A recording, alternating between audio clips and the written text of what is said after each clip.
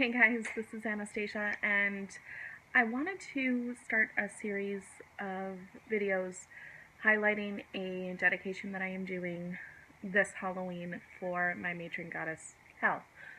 The idea actually came to me because every Halloween it seems like there's a great party to go to, and I'm always kind of sitting there going, oh, what to wear, and I remember a few years ago, I believe Joey Morris shared this link, and I can't remember who the link was from, but it was some group, company, what have you, highlighting non-sexual, there we go, or explicit costumes for women to wear, and they had like this goddess area, and they showed the Morrigan and Isis, and now, of course, I'm drawing blanks on other goddesses. I believe Athena was one of them.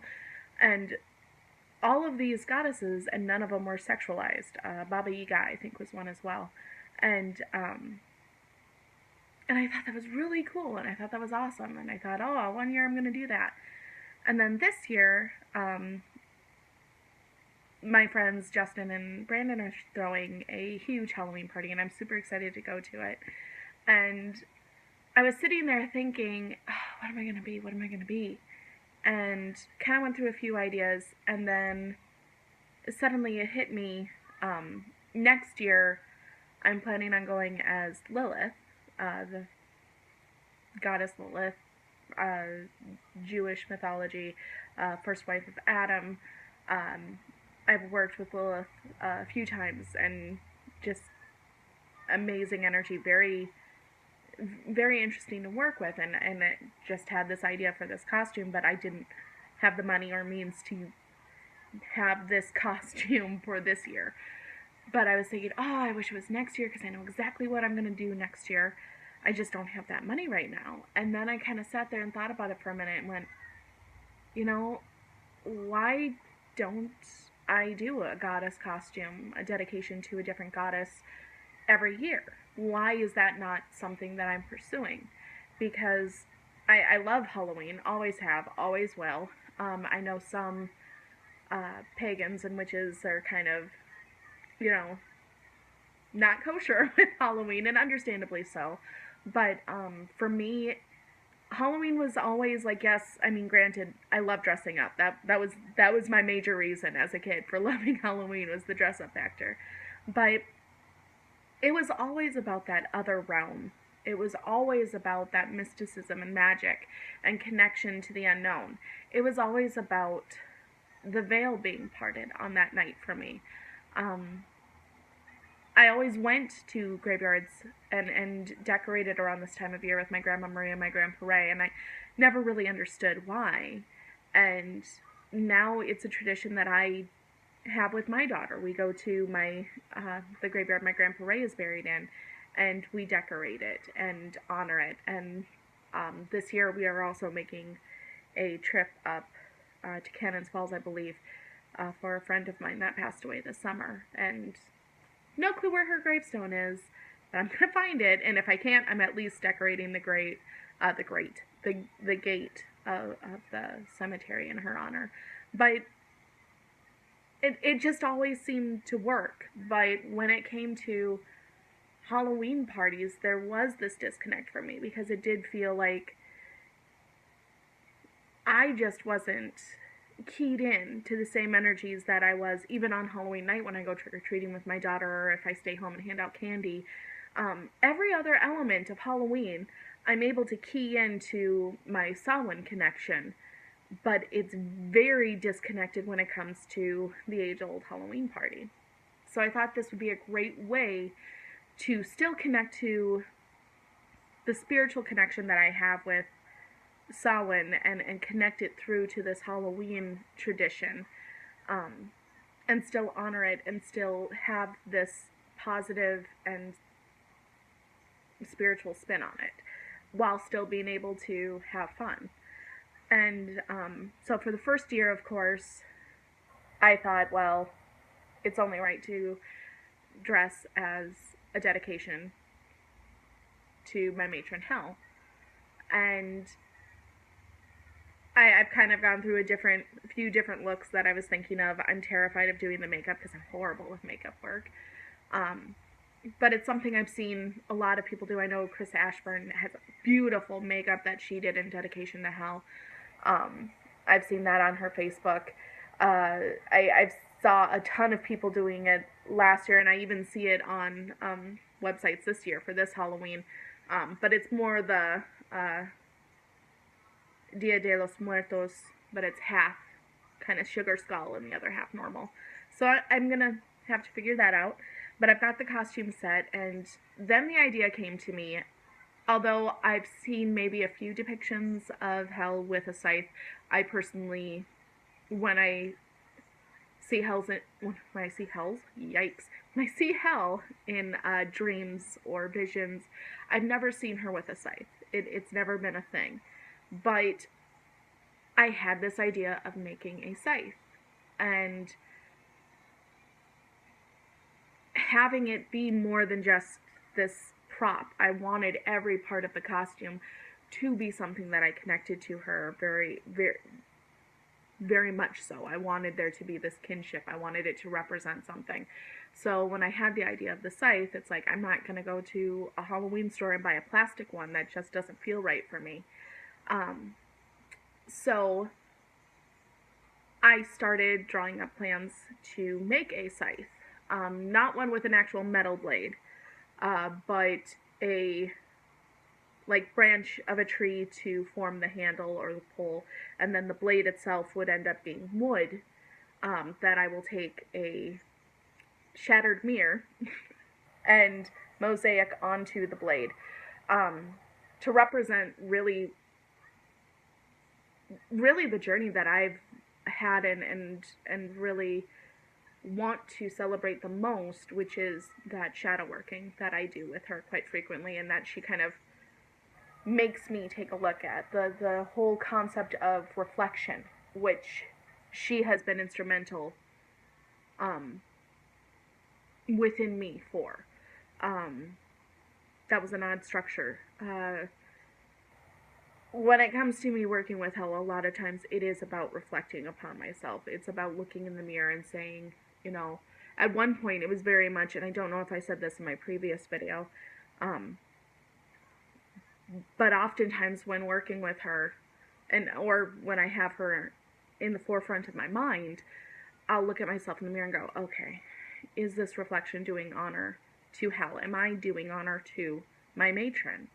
And at one point this summer, the question came back to me, are you doing honor to yourself? Do you look at this reflection and do you take pride in this? Do you take honor in this? Is this something that you want to be showing to the world?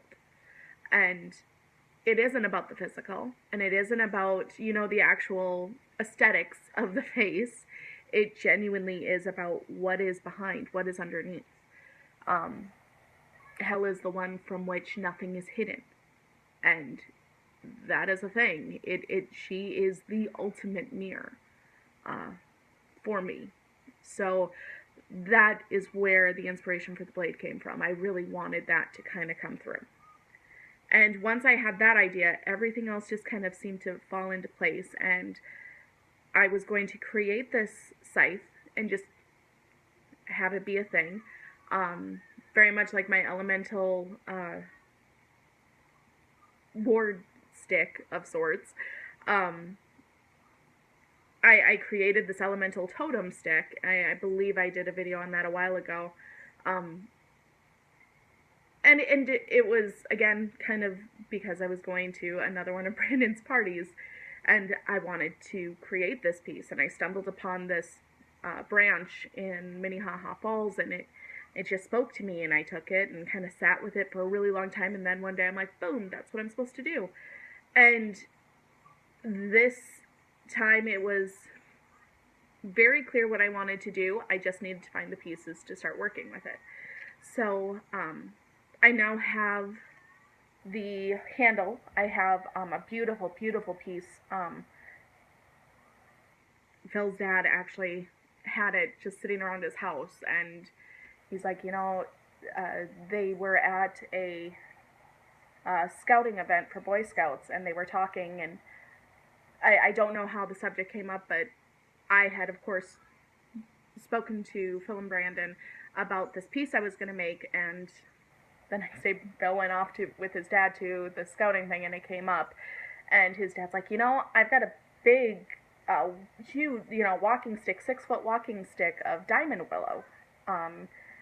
If she wants it, she can have it. And at first I'm like, oh, but it's a walking stick, so it's probably varnished and finished. No, it's absolutely not. It's just a straight up branch that's been whittled away, so it's like ready for the varnish, but it hasn't been put on yet, so I can burn sigils into this. I can burn the dedication that I want into this, and I can create exactly what I want off of this willow branch. And willow, although traditionally in books, in websites, for the most part, I have never, it doesn't mean it doesn't exist, but I have never stumbled across willow as being a connection to hell. But for me, I was really surprised when I started researching and saw that, because it always just made sense. Willow's that connection to the goddess, and granted, I think it goes to a bit more of that lunar goddess state, so it's more perhaps keyed in traditionally to Artemis or Diana or Hecate, but or even Caraduen, I would say. But willow is a tree of high spirituality and great vibrations. It is the tree for me. I've always seen it as the tree to connect the two realms. It's the weeping. I mean, granted, diamond willow, I don't know, is a true weeping willow, but when I think of willow, I think of a weeping willow. And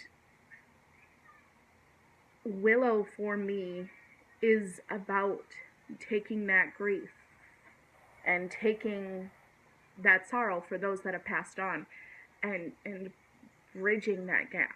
It is about that connection. It's great for divination, which is always good.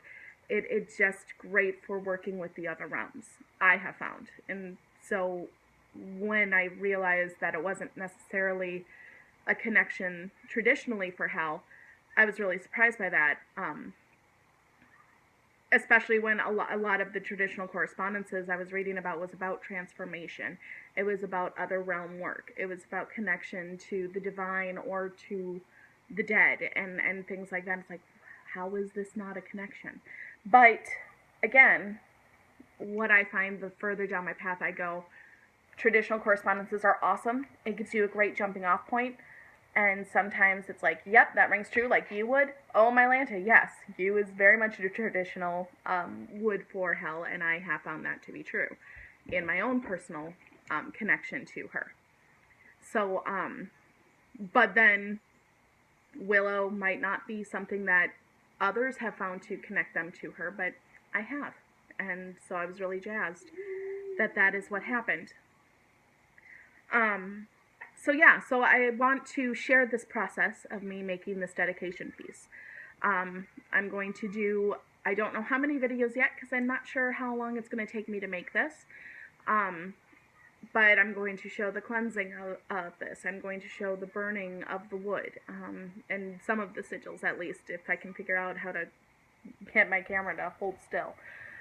I'm going to show pieces that are going to find their way onto it. Friday at Enchanted Boutique in White Bear Lake, shout out. The women that were working, I know one was Sue, I can't remember the other woman's name, Holly, I can't remember, Heidi maybe.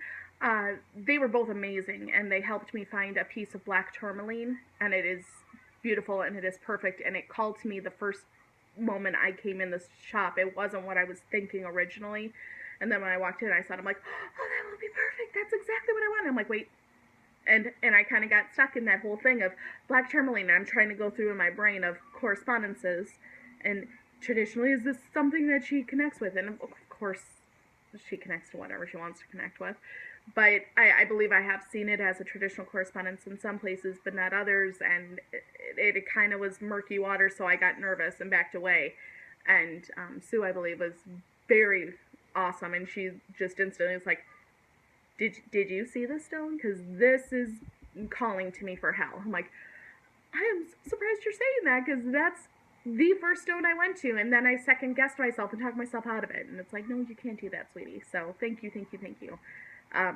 So yeah, I'll show that. I'll show other things that I've picked up for it, but for this video, I'm going to show you my handy dandy blueprint. So here's the blueprint. You can see the basic look of it. This is, again, the Diamond Willow staff, which you will see.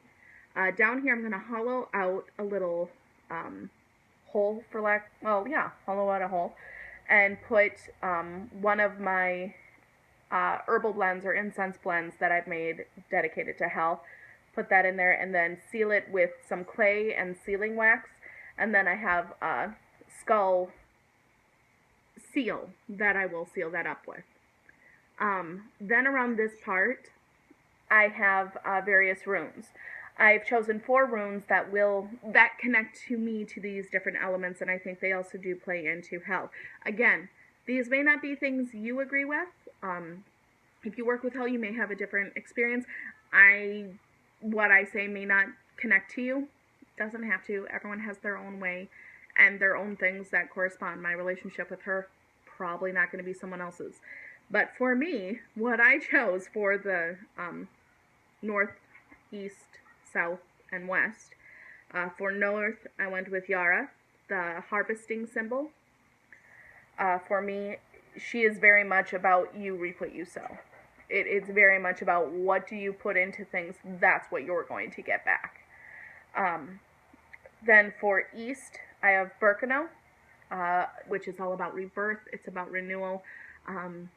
She is half crone, half maiden. She is half life, half death. You can't have death without rebirth. So if you have Hegelaz, you have to kind of have that Birkenau energy as well, in my opinion. And I apologize if I'm mispronouncing these. I have the pronunciation written down, but now I'm second guessing what I wrote. Then for south, I have Hegelaz. Now, Hegelaz is all about destruction, but it's kind of nature's destruction. And tearing everything down or ripping everything apart so that it can be rebuilt. So again, you have that death but rebirth built into the same rune. And I have that as south correlating with fire. Birkenau I have as the east corresponding with air. Air for me is very refreshing, renewal, and that kind of energy. Yara, because it deals with the harvest, I saw that connecting to earth. Then for west I have Isa.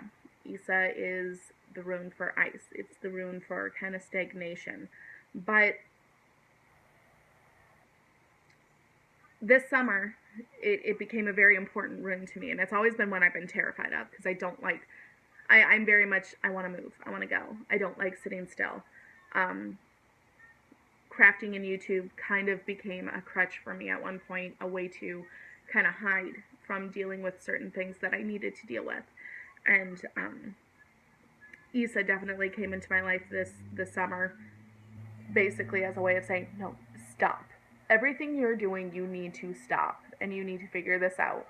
And then I kind of got comfortable in that silence and in that stillness, because you can find healing through that. You can find that comfort and solace in that, even if you're someone like me who likes to keep moving, doesn't want to stop and think about things too terribly long, because then shit gets real. But the summer, I found that comfort. I found that healing. And then once I had that wall kind of built up, I didn't want to break that. I didn't want to go past that. And that, I think, is where the danger of Isa comes in, because we kind of sit back and it's like, you know, I'm okay. I'm not dying. Everything's cool. I'm not, you know, I'm not hurting anyone. Everyone's still kind of kosher. I'm just chilling. And there's that time for taking that step back, and there's a time when that step back just becomes hiding, and you're not producing, and you're not creating, and you're not becoming. And that is when I think the danger kind of comes in with Isa, and that's definitely something that the water element has revealed to me. there is healing to be had here. There is comfort to be had here. But you can only tread water for so long. And at a certain point, you're going to kind of start drowning in that bit of quiet and silence and even perhaps mysticism. You have to have that balance between the spiritual and the mundane. So Isa for water, it connected to me, it made sense to me, and I like having a different rune, because runes I very much connect to Hel. I understand a lot of people won't, but Odin connects more, Freya connects more, I get it, but it still is something that has connected me to her. I understand perhaps not in the same way, but it's a little bit of a different thing. And the elements are very important in my practice. The further down my path I go, the more I start to maybe look at shamanism and really look into connection to the elements and what that really means for me. And so it was important to have those 4 elements be represented in this staff. Then, moving on, because I'm realizing I'm gabbing too much, right here, you can kind of see, sorry, I've got black paint on my hands and all that jazz. I'm going to have 3 moonstones. Moonstone, some people see it as a traditional correspondence with her, some don't. It's something that Black Moonstone especially is something that connects me to her. But I have 3 different moonstones, and they're going to be on 3 sides of the staff. One is going to stand for the maiden, which will be a white moonstone or a pink moonstone. I don't know which yet. I haven't really sat down and decided. I've got both pink and white, and I'm not quite sure which one is going to go on, so I need to sit down with that. Then Rainbow Moonstone. Rainbow Moonstone for me very much connects to Mother. It connects to the full moon. Moonstone in and of itself is very much connected to the moon, but full moonstone for me, or not full moonstone, Rainbow Moonstone has always been kind of that full moon energy, just powerhouse. And then for to symbolize the crone or the waning moon, I have Black Moonstone. Maiden, Mother, Crone, again, Hel is very much, half maiden, half crone, physically, but her care for the dead and her taking on that dedication to truly preside over them and not just be like this high and mighty queen. She actually is a caretaker, and she does have this connection to mothers, especially that die in childbirth, and the children that die before their time. She has that motherly connection. Not warm and fuzzy by any means. I'm certainly not putting that energy out there. Rose quartz would not be a stone that I would readily connect to her, but I definitely do feel that mother connection to her. Dark mother, yes, but mother all the same. So that maiden, mother, crone, I do want the duality to be shown in the Scythe, but I do want that connection also to be made. So the moonstones being connected to her and finding those 3 different moonstones to represent the 3 phases of the goddess, I thought were very important. Then along this main part here, it's kind of a bunch of scribbles right now, is a dedication that I wrote out in runes. And then along the back you see these little dashes. It will run all the way up. They are 13 apple seeds that I have been collecting. Every time I eat an apple, I grab the seeds and I kind of set them aside. And lately, every time I grab them, I immediately clean them and put them on her altar to have her blessing upon them and kind of let her consecrate them.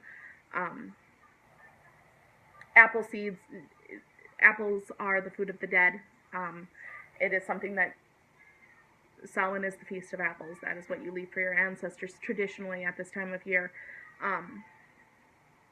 So apple seeds I thought were very important. I've read a couple of different tellings of how Helheim became the realm that it is, and I believe in a couple of them. I don't know if these are historically true or if it's just some nice little thing.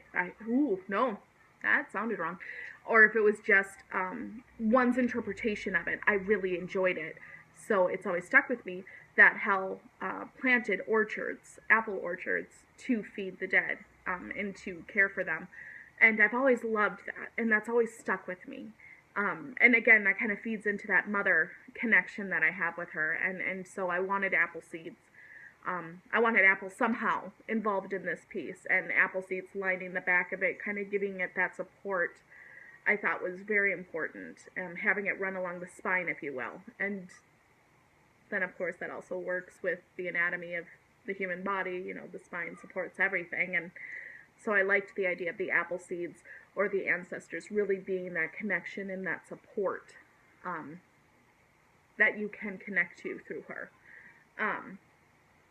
So then we have some blank space, and here's that blade that, like I said, is going to be made out of wood. And then I'm going to take a mirror, and after a lot of cleansing, a lot of please don't bad juju me, smash it. And then I'm going to mosaic it onto the blade for that correspondence with the reflection. And really that, I've explained that, so I won't go into that again. Then up here, I've got some tendrils kind of, oh, sorry, I'm looking so I can see it. Some tendrils coming down.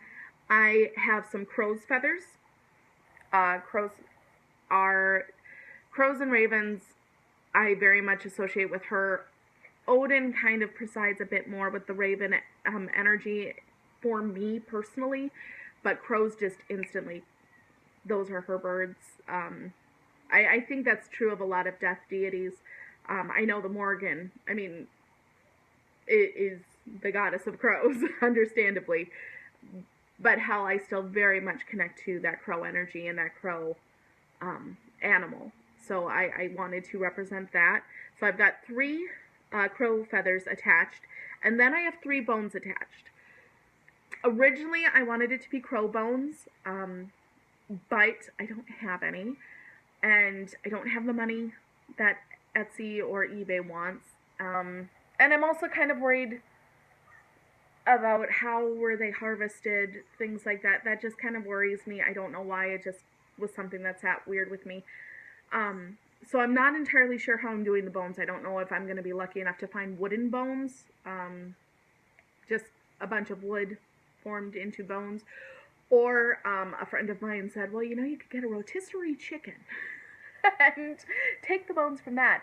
And that may sound odd, but I kind of like that. I don't know why. Again, you still have the possible juju for how was that animal treated, and you have those kind of thoughts. Absolute worst case scenario, I've got clay. I can make them out of clay. But it's important to have bones connected, because that is definitely her. That is something that jives with me, with her. And then I was going to add a third one, because again, the number 3 is a big thing for me. But then it hit me, I've got the 3 represented with the 3 moonstones. Here I think I want to show the duality. So I've got the feathers, which connect to air, which for me is kind of that renewal and that rebirth element. For me, cleansing is very much a wind and air thing, so I liked that kind of representing the maiden side of her, and then bones, of course, for the crone, or for that death that she represents or brings. Then up here, we're going to put some more clay to seal and hold in my black tourmaline, which will be on top.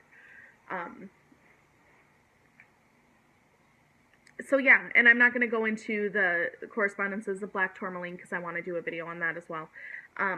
But then I did miss the little thing right here. I'm going to burn 3 runes in for algaes.